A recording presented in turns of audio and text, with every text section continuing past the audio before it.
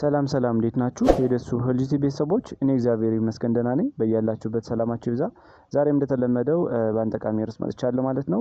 በዚህ ቪዲዮአችን እንግዲህ አብረን የምናየው እስከመጨረሻው የዘንጋዳ የጤና ጥቅሞች ምን ምን ናቸው የሚለውን በደንብ እናያለን ማለት ነው። ከዛ በፊት እንደተለመደው ቻናሌን ላይክ እና ሼር እያደረጋችሁ የዩቲዩብ አልጎሪዝም ለብዙዎች እንዲያደርስና ብዙዎች እንዲማማሩበት በማድረግ እንዲሁም አዲስ ከሆናችሁም ሰብስክራይብ ያደረጋችሁ የደወል ምልክቱን በመጫን ቤተሰብ ጓደኛ እንድትሆኑ ስል በታላቅ ትህትናና አክብሮት ጠይቃለሁ። አመሰግናለሁ። ወደ ዋናው ሀሳቤ ስገባ እንግዲህ ዘንጋዳ የተለያየ ከለር እና የተለያየ ቀለም ያለው የጥራጥሬ አይነት ነው። በተለይ ደግሞ እንደ አየር ንብረቱ የተለያየ ከለር እና ቀለም ይኖረዋል ማለት ነው። ዘንጋዳ እንግዲህ በውስጡ ብዙ ንጥረ ነገሮችን ስለያዘ ለጤናችን ትልቅ በረከት ይሰጣል ማለት ነው። በተለይ ደግሞ በቫይታሚኖች፣ ማዕድናት፣ ፋይበር ወይም ደግሞ የአሰር ብለን የምንጠራውን በከፍተኛ ደረጃ ይዟል። እንዲሁም ፕሮቲን፣ ፋትና ካርቦሃይድሬትም በመጠኑ ይዟል ማለት ነው። ሌሎችም አንቲኦክሲዳንቶችን ስለያዘ ለሴሎቻችን ጠቃሚ የሆኑ ንጥረ ነገሮችን የምናገኝበት የጥራጥሬ አይነት ነው ማለት ነው። በተለይ ደግሞ በአንድ ባንድ ስናያቸው እነ ቫይታሚን ቢ ኮምፕሌክስ አጠቃላይ የቫይታሚን ቢ ዝርያዎችን ኒያሲን ይዟል። ፕሮቲን፣ ፋይበር፣ ካልሽየም፣ አይረን፣ ማንጋኒዝ፣ ማግኒዥየም፣ ፎስፎረስ፣ ዚንክ፣ ፖታሲየም፣ ኩፐር እና እነ ሲሊኒየም እና ሌሎችንም ንጥረ ነገሮች በውስጡ ስለያዘ ለጤናችን ትልቅ በረከት የሚሰጥ የጥራጥሬ አይነት ማለት ነው። በአጠቃላይ እንግዲህ በማክሮ እና በማይክሮ ኒውትሪየንቶች የበለጸገ ስለሆነ ለጤናችን ትልቅ ሚና የሚጫወት የምግብ አይነት ነው ማለት ነው። እንግዲህ ዘንጋዳ ትልቅ የሚያደርገው ደግሞ ለው የሆነ ግላይሴሚክ ኢንዴክስ ያለው የምግብ አይነት ነው ማለት ነው። ይህ ደግሞ ሴሎቻችን ሊጎዱ ከሚችሉ ከግፊት፣ ከስኳር በሽታና አጠቃላይ ካንሰር ነክ ሴሎች እንዲያድጉ ከሚያደርጉ የምግብ አይነቶች ነው ማለት ነው። በተለይ ደግሞ በተለያየ ነገር ነው የምንጠቀመው የምግብ አይነት ማለት ነው። በተለይ በገንፎ መልክ እንጠቀመዋለን፣ በአጥሚት፣ በሽሮባ፣ በእንጀራ ማድረግ እንችላለን። ቂጣ፣ በንፍሮ፣ በሽሮባ እና ከተለያዩ ምግቦች ጋር በመጨመር እንደ ሳላድ በአትክልቶችም የምንመገበው የምግብ አይነት በመሆኑ በጣም ቨርሳታይል የሆነ የምግብ አይነት ነው ማለት ነው። ስለዚህ ጠቃሚ የሆኑ ንጥረ ነገሮችን የምናገኝበት የምግብ አይነት ነው ማለት ነው። እንግዲህ በአንድ ካፕ ወይም ደግሞ በአንድ ኩባያ ውስጥ ወይም ደግሞ በ174 ግራም ውስጥ ዘንጋዳ ካሎሪ 207 አካባቢ ይዛል ማለት ነው። ፕሮቲን 6.1 ግራም አካባቢ ይዛል። ፋይበር 2.3 ግራም አካባቢ ይዛል። ፋት 1.7 አካባቢ ግራም ይዛል ማለት ነው። ካርቦሃይድሬት 41.2 ሚሊግራም አካባቢ ይዛል ማለት ነው። ካልሲየም 5.2 ሚሊግራም፣ አይረን ወይም ደግሞ ብረት 1.1 ሚሊግራም አካባቢ ይዟል። ኒያሲን 2.31 ሚሊግራም አካባቢ ይዟል። ማግኒዥየም 76.6 ሚሊግራም አካባቢ ይዟል። ፎስፎረስ 174 ሚሊግራም አካባቢ ይዟል። ፖታሲየም 108 ሚሊግራም አካባቢ እና ሌሎችንም ንጥረ ነገሮች በደንብ አጭቆና አሟልቶ የያዘ ስለሆነ ለጤናችን ትልቅ በረከት ያለው ምግብ ነው ማለት ነው። እንግዲህ ይህን እንደ መግቢያ ካየን አሁን ደግሞ አንድ ባንድ የዘንጋዳ የጤና ጥቅሞች ምን ምን ናቸው የሚለውን ስናይ አንደኛ ከግሉቲን ፍሪ ነው። በተለይ ደግሞ ይሄ ግሉቲን ኮንቴንት ያላቸው ምግቦች እንደ ገብስ፣ ስንዴና እንደ አጃ አይነት ምግቦች ጋር ሲነጻጸር ምንም አይነት የግሉቲን ኮንቴንት የሌለው ምግብ ነው ማለት ነው። በተለይ ደግሞ ይሄ ሲሊያክ ዲዝ ያለባቸው ሰዎች እንግዲህ ስንዴን ሲመገቡ፣ ገብስን ሲመገቡና አጃን ሲመገቡ የአንጀት መቆጣት፣ የማላብዞሬሽን ሲንድሮም ወይም ደግሞ የተቅማጥ፣ ሆድ መነፋት፣ የጋዝ መጠራቀም አይነት ስሜት ያላቸው ሰዎች ይሄኛው በጣም ፕሬፈር የሆነ ምግብ ነው ማለት ነው። ለነሱ እንግዲህ ሲሊያክ ዲዝ ለምንጠራው በብዙ ጊዜ አውቶኢሚዩን ኢንፌክሽን ነው። በተለይ እነዚህን ግሉቲን ኮንቴንት ያላቸው ወይም ደግሞ ግሉቲን ማለት ነው ፕሮቲን ነው። ፕሮቲን ግሉቲን ኮንቴንት ያላቸው ምግቦች ሲመገቡ እንደ ገብስ፣ ስንዴና አጃ ሲመገቡ አንጀታቸው በመቆጣት መበሳጨት፣ የኢንፍላሜሽን እንዲፈጠር፣ እብጠት እንዲፈጠር፣ የጋዝ መጠራቀም፣ ክራምፕ እና የተለያዩ ነገሮችን ሊያስከትል የሚችል የምግብ አይነት ነው ማለት ነው። በተለይ ደግሞ እንግዲህ ብዙ ጊዜ ጄኔቲክስም ሊሆን ይችላል፣ አሁን እንዳልነው አውቶኢሚዩን ኢንፌክሽንም ሊሆን ይችላል እና በዚህ ምክንያት ሊመጣ የሚችል ችግር ነው ማለት ነው። ብዙ ጊዜ ደግሞ ይሄ ሴሊያክ ዲዝ ለምንጠራው የሚያጠቃው የእነዚህ ቪሊዎችን ነው። በተለይ ደግሞ ለአብዞሬሽን ምቹ የሚሆኑትን የቪሊዎችን እነዚህን ስሞል ፖሮች ወይም ደግሞ ፀጉር የመሰሉ ቪሊዎችን የሚያጠቃ አይነት የበሽታ አይነት ማለት ነው። ስለዚህ እንደዚህ አይነት ችግር ያለባቸው ሰዎች ብዙ ጊዜ ዘንጋዳን ቢጠቀሙ ትልቅ ነገር ያገኛሉ ማለት ነው። በተለይ ደግሞ ቅድም ያልናቸውን ሲምፕተሞች በማስወገድ አንዳንድ ችግሮች እንዳይፈጠር ያደርጋል ማለት ነው።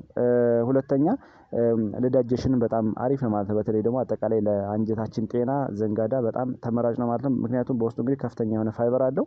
ፋይበር እንግዲህ መኖሩ በተለይ ደግሞ ይሄ ማይክሮባዮሞች ወይም ደግሞ ፕሪባዮቲክ እንደ ምግብነት ስለሚያገለግል በተለይ ደግሞ ሶሉብል የሆነ ፋይበር ለአንጀታችን ግድግዳ ጤንነት፣ ሙከሳል አክቲቪቲ አጠቃላይ ጤንነት ምቹ ስለሚፈጥር ዳይጀሽን እንዲፋጠን ያደርጋል። በተለይ ደግሞ ጠቃሚ የሆኑ ባክቴሪያዎች ቁጥራቸው ሲጨምር ግሮስ ሲያደርጉ እና ደግሞ ጠቃሚ ያልሆኑ ባክቴሪያዎች ቁጥራቸው ሲጨምር አጠቃላይ ለምግብ እንሽርሽሪት ቱቦ ጤንነት በጣም የተመረጠ ስለሆነ ፋይበር መያዙን በጣም ትልቅ ሚና አለው ማለት ነው። በተለይ ደግሞ ኮንስቲፔሽን እንዳይኖርም ኢንሶሉብል የሆነ ፋይበር ወይም ደግሞ በውሃ የማይማማ ፋይበርም ትልቅ ሚና አለው ማለት በተለይ ድርቀት እንዳይኖርና ሰገራን በማለስለስ ለዳይጀሽን ምርጥ እንዲሆን ያደርጋል ማለት ነው። በተለይ ደግሞ ከዚህ ጋር ተያይዞ ፋይበር ያላቸው ምግቦች አዘውትሮ መመገብ ለኮለን ካንሰር እንዳንጋለጥም መከላከያ ሚንስ ነው ማለት ነው። ዘንጋዳ እንግዲህ ከፍተኛ የሆነ ፋይበርም ስላለው ለአጠቃላይ የበሽታ መከላከላችን ሂደት በመጠበቅ ለኮለን ካንሰር እንዳንጋለጥ ያደርጋል ማለት ነው። ሌላው አሁን ያልነው እንግዲህ ፕሪባዮቲኮች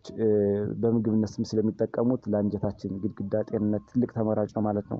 ሶስተኛ ክብደትን እንድንቀንስም ያደርጋል ማለት ነው። ብዙ ጊዜ እንግዲህ ዝቅተኛ የሆነ ካሎሪ ያለው ዝቅተኛ ኮንቴንት ካሎሪ ያላቸውን ኮንቴንት በመመገብ ደግሞ ጊዜ ለውፍረት እንዳንዳረግና ኪሎአችን እንዳይጨምር ያደርጋል ማለት ነው። በተለይ ደግሞ ምግብ ዘንጋዳን አይነት ምግብ ከተመገብነ በኋላ በተለይ በሾርባ በመቂጣውን በእንጀራ በተለያየ በንፍሮ መልክ እንዲሁም በጠላ መልክም ይጠመቃል። በሀገራችን ውስጥ እንግዲህ በከፍተኛ ደረጃ ይጠመቃል። በተለያየ ስም መመገብ ስለምንችል ይህን ከተመገብን በኋላ እንግዲህ ከፍተኛ የሆነ ካሎሪ እንዳንጠቀም ይከለክለናል ማለት ነው። ምክንያቱም የዘንጋዳ አይነት ምግቦችን አዘውትሮ መመገብ ተጨማሪ ኤክስትራ የሆነ ፉድ እንዳንጠቀምና ለክብደት እንዳንዳረግ ያደርጋል። በዚህ ጋር ተያይዞ ደግሞ ከፍተኛ የሆነ የስኳር መጠን ካለ ከፍተኛ የሆነ የኮሌስትሮል መጠን ካለ እሱንም በማስተካከል ጤንነታችን የተጠበቀ እንዲሆን ያደርጋል ማለት ነው። ከዛ ጋር ተያይዞ እንግዲህ ክብደታችን እንድናመጣጥን ያደርጋል ማለት ነው።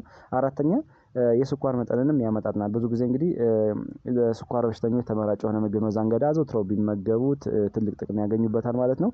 በተለይ ደግሞ የሆነ ግላይሴሚክ ኢንዴክስ አለው እንደሚታወቀው። ይህ ደግሞ ብለድ ቬዝሎቻችን አጠቃላይ ደም ስር ያለውን የስኳር መጠን ሬጉሌት በማድረግ ለስኳር በሽታ እንዳንጋለጥ ትልቅ ሚና ይጫወታል ማለት ነው። በተለይ ደግሞ ለስኳር እንዳንጋለጥ ትልቅ ሚና አለው ማለት ነው። ብዙ ጊዜ እንደዚህ ዘንጋዳ አይነት ምግቦችን ኮንሱም ማድረግ መመገብ ለጤናችን ትልቅ ተመራጭ ነው ማለት ነው። ሌላው ኮምፕሌክስ የሆነ ካርቦሃይድሬትንም ስለያዘ እነዚህ ደግሞ ኮምፕሌክስ የሆነ ካርቦሃይድሬት ኢዚሊ ወደ ፍሪ ሱገር ስለማይቀየሩ ለስኳር ደም ውስጥ ያለው ስኳር መጠን እንዳይጨምርና አጠቃላይ ለተለያዩ ችግሮች እንዳንጋለጥም ስለሚከላከልልን አጠቃላይ የስኳር መጠናችን የኢንሱሊን ስራ በማፋጠን ለአንዳንድ ለስኳር በሽታና ለተለያዩ የደም ስር ችግሮች እንዳንጋለጥ ይከላከልናል ማለት ነው። አምስተኛ የበሽታ የመከላከል አቅማችንን በመጨመር ደረጃ ትልቅ ሚና አለው ማለት በተለይ ደግሞ ኢሚዩኒቲያችን ቦስት ያደርጋል ዘንጋዳ። በተለይ ደግሞ ከፍተኛ የሆነ ፕሮቲን ይዟል ዘንጋዳ። ይሄ ደግሞ ኢሚዩኒቲያችን ቦስት እንዲሁም ስትሬንግዝ እንዲሆን ያደርጋል ማለት ነው። ከዚህ ጋር ተያይዞ እንግዲህ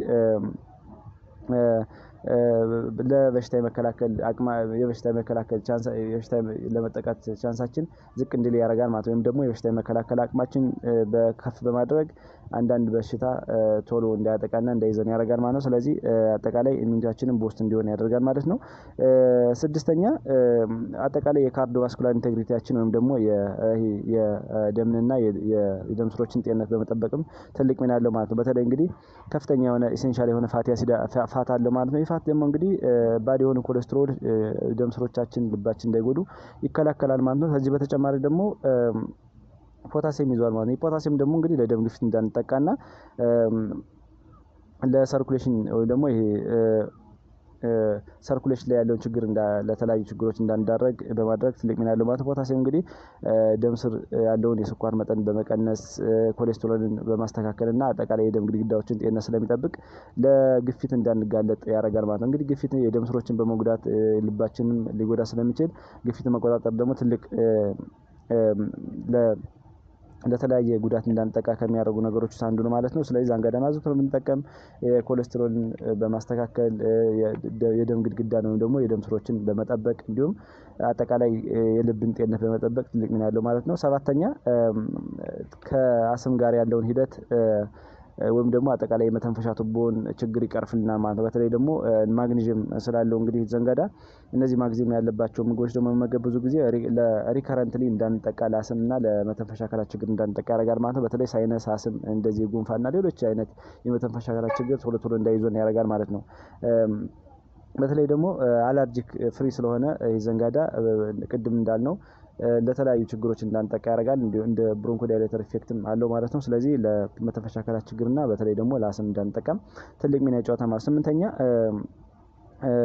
ለምግብ መፈጨትም ትልቅ ሚና አለው ማለት ነው። በተለይ ደግሞ ይሄ ለዳይጀሽን በጣም አስፈላጊ ነው ማለት ነው። በተለይ ዳይጀሽን እንግዲህ ፋይበር ይዟል። ፋይበር ደግሞ እንግዲህ ቅድም እንዳልነው ለዳይጀሽን በጣም አሪፍ ነው ማለት ነው። ምክንያቱም በተለይ ሶሊብል የሆነው ፋይበር ኢንሶሊብል የሆኑ ፋይበሮችን ይዟል ሁለቶች ማለት ነው። ይሄ ደግሞ ዳይጀሽን እንዲፋጠንና ለአንዳንድ ችግሮች እንዳንጋለጥ ያደርጋል ማለት ነው። በተለይ ይሄ ሶሊብል የሆኑ ፋይበሮች ብዙ ጊዜ ለማይክሮባዮሞች ምግብነት ስለሚያወሉ በተለይ ደግሞ እነዚህ ኢሴንሻል ባክቴሪያዎች ወይም ደግሞ ለምግብ ኢንተስታይን ላይ ላሉ ባክቴሪያዎች ጠቃሚ ባክቴሪያዎች ምግብነት ስለሚያገለግል ጤንነቱ የተጠበቀ የእንሽርሽሪት ቱቦ እንዲኖረን ያደርጋል ማለት ነው። በዛ ሂደት ጤንነቱ የተጠበቀ ሲኖር ደግሞ ለዳይጀሽን አብዞርፕሽን ጋር ተያይዞ ያለውን ሂደት ያፋጥናል ማለት ነው። እንዲሁም ሶሊብል የሆኑ ፋይበሮች ደግሞ ብዙ ጊዜ ሰገራ እንዳይደርቅ ኮንስቲፔሽን እንዳይኖር በመከላከል ሶፍት የሆነ ስቶን እንዲኖር በማድረግ የዳይጀሽን ሂደት ያፋጥናል ማለት ነው። ከዚህ ጋር ተያይዞ እንግዲህ ጉድ ዳይጀሽን ወይም ደግሞ በጥሩ የሆነ የዳይጀሽን ሲስተም ሲኖር ደግሞ ብዙ ጊዜ ከጋስትሪክ ጋር ተያይዞ ከኮለን ጋር ተያይዞ ከሊቨር ጋር ተያይዞ ያለውን ሂደት እንዲጠብቅልን ያደርጋል ማለት ነው። በተለይ ደግሞ እነዚህ ሆድ ላይ ሊፈጠሩ የሚችሉ የጋዝ የሆድ ቁርጠት ኮንስቲፔሽን እና ሌሎች አይነት ነገሮችን መቅረፍ እንችላለን ማለት ነው። ስለዚህ ለዳይጀሽን በጣም ተመራጭ ነው ማለት ነው። ዘጠነኛ እንደ አንቲኦክሲዳንትም ኢፌክት አለው ማለት ነው። እንግዲህ አንቲኦክሲዳንቶች ለምጠራቸው እነዚህ ጸረ ሙቀታማ ኬሚካሎችን ይዟል ማለት ነው። እነዚህ ደግሞ ኪሮሲቲን፣ ኩርኩሚን፣ አላጂክ አሲድ የሚባሉ ካቲጂን እነዚህን ይዟል ማለት ነው። እነዚህ ደግሞ ፍለሽ አውት ያደርጉልናል ቶክሲክ ኬሚካሎችን በተለይ ደግሞ ፍሪ ራዲካሎች ሴሎቻችን እንዳይጎዱና አንዳንድ ችግሮች እንዳያስከትሉ በተለይ ደግሞ እንደ ካንሰር፣ ሌሎች ስር ለሰደዱ በሽታዎች፣ የስኳር በሽታ፣ የልብ በሽታ፣ ስትሮክ እንዳንጠቃ ትልቅ ሚና ያላቸው ማለት ነው። ስለዚህ እነዚህ መመገብ አሪፍ ነው ማለት ነው። አስረኛ ለአጥንት ጥንካሬ ነው። በተለይ ደግሞ ዘንጋዳን አዘውትሮ መመገብ ብዙ ጊዜ የካልሲየም የፎስፎረስ እና የአንቲኦክሲዳንቶች ጥምረት ከፍተኛ ደረጃ በከፍተኛ ደረጃ አጥንታችን ውፍረቱን ጠብቆ ለብዙ ሰዓት እንዲቆይና ለአጥንት መሰበር ለአጥንት መሳሳት ችግር እንዳንጋለጥ ያደርጋል ማለት ነው። በተለይ ብዙ ጊዜ ስብራት ሲያጋጥም የዘንጋዳ ውሃ ጠጡ ይባላል። በተለይ ደግሞ የዘንጋዳ ውሃ እንግዲህ ጠጡ የሚባልበት ምክንያት በከፍተኛ ደረጃ እነዚህን ንጥረ ነገሮች አምቆ ስለያዘ ነው ማለት ነው። ስለዚህ በተለይ እድሜ እየጨመረ ሲሄድ ለኦስቶፖሮሲስ እንዳንጋለጥም ትልቅ ሚና አለው ማለት ነው። ሴቶች እንግዲህ ብዙ ጊዜ እድሜያቸው እየጨመረ ሲሄድ በተለይ ደግሞ የወር አበባ ካቆሙ በኋላ ካረጡ በኋላ ይሄ አፍተር ሞኖፖዝ ሊከሰት የሚችለውን ችግር የኢስትሮጅን መሳሳት ጋር ተያይዞ ሊከሰት የሚችለውን የአጥንት መሳሳት የአጥንት መሰበር ሂደት በትልቅ ደረጃ ያስተካክልላቸዋል ማለት ነው። 11ኛ ለደም ማነስ ነው። ብዙ ጊዜ እንግዲህ እንደሚታወቀው አይረን ያላቸው ምግቦች መመገብ ለደም ማነስ እንዳንጋለጥ ያደርጋል። በተለይ ደግሞ እነዚህ አይረን ዘንጋዳ እንግዲህ አይረን ይዟል። አይረን ደግሞ ቀይ የደም ሴል ቁጥርን በመጨመር በተለይ ደግሞ የደም ዝውውርን በማፋጠንና የሆሞግሎቢን ምርትን በመጨመር ጥሩ የሆነ የደም ዝውውር እንዲኖር ያደርጋል ማለት። በተለይ ደግሞ ቀይ የደም ሴል ቁጥር ሲጨምር የሆሞግሎቢን መጠን ይጨምራል። ሆሞግሎቢን ሲጨምር ደግሞ አጠቃላይ የምግብና ኦክሲጅን ወደ ተለያዩ የሴሎች ፓርት በመሄድ የደም ዝውውርን በማፋጠን ለአንዳንድ ችግሮች እንዳንጋለጥ ያደርጋል ማለት ነው። ብዙ ጊዜ ደግሞ በተለይ ሴቶች ፔሪዮድ በሚሆኑበት ሰዓት ይህን አዘውትረው ቢጠቀሙት በተለያየ ነገር ከደም ማነስ ጋር ያለውን ሂደት ያስተካክልላቸዋል ማለት ነው። 12ኛ እና የመጨረሻው ለቆዳ ጤናም በጣም ተመራጭ ነው ማለት ነው። በተለይ ደግሞ በውስጡ እንግዲህ አንቲኦክሲዳንቶችን ይዟል። ቫይታሚን ቢ ኮምፕሌክስ፣ ፋይበር እና ሲሊኒየም እና ሌሎች ንጥረ ነገሮችን ስለያዘ ለጤናችን በጣም አሪፍ ነው ማለት ነው። በተለይ ደግሞ እነዚህ የበሽታ የመከላከል አቅማችን ቁጥር በመጨመር ለአንዳንድ ለቆዳ ችግር እንዳንጋለጥ ያደርጋሉ ማለት ነው። በተለይ አንቲኦክሲዳንቶች እንግዲህ መርዛማ ንጥረ ነገሮች ሴሎቻችን እንዳይጎዱ በማድረግ እንዲሁም ደግሞ የሞቱ ሴሎች አሉ እነሱንም በማንሳት አንዳንድ ችግሮች እንዳይከሰቱ ያደርጋል ቆዳችን ላይ ማለት። በተለይ ደግሞ ቫይታሚን ዲ ኮምፕሌክሶችም ትልቅ ሚና አላቸው ማለት ነው የቆዳችን ጤንነት ለመጠበቅ ማለት ነው። ፋይበርም እንግዲህ ቆዳችን ሊለሰልስ ቅድም እንዳልነው ከስኳር መብዛት ጋር ተያይዞ ከኮሌስትሮል መብዛት ጋር ተያይዞ ያለውን ሂደት ስለሚቀንስልን የተስተካከለ ቆዳ እንዲኖር ያደርጋል ማለት። በተለይ ደግሞ ሴሌኒየም፣ ዚንክ እና ኮፐርን ይዟል ማለት ነው። እዚህ ደግሞ ምን ያህል ለጤናችን አስፈላጊ እንደሆኑ ይታወቃል። በተለይ ቆዳችን ላይ ትልቅ ሚና ያላቸውና አዘውትረን እነዚህን ብንመገብ ብዙ ጥቅም እናገኝበት የምግብ አይነት ስለሆነ በጣም አሪፍ ነው ማለት ነው። ስለዚህ ዘንጋዳን እንግዲህ በዚህ በተለያየ ነገር በመመገብ ጤናችንን የምንጠብቅበት ስለሆነ አዘውትሮ መጠቀሙ አሪፍ ነው ማለት ነው። ለዛሬው ያለን ትምህርት እዚህ ላይ ጨረስን። ቀጣይ ላይ የምለቃቸው ቪዲዮ ለእናንተ እንዲደርሳችሁ ላይክ እና ሼር እንዲሁም ሳብስክራይብ ያደርጋችሁ እንድታበረታቱ ስል ጠይቃለሁ። አመሰግናለሁ። ባይ ባይ።